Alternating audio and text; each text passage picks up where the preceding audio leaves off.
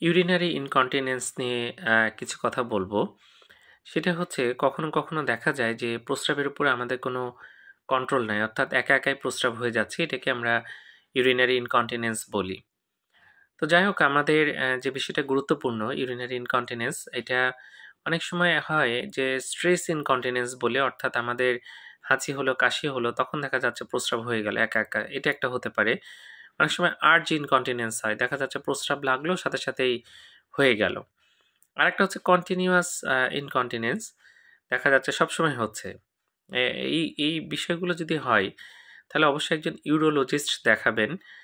যারা এই বিষয়ে সঠিক চিকিৎসা দিতে পারবেন এবং তারা কিন্তু এটা ভালো চিকিৎসা করেন। তো যাই হোক প্রায় আমরা এই রোগী পাই বলে যে, "না আমার প্রস্রাবের উপর কন্ট্রোল নাই। একা, একা হয়ে যাচ্ছে।"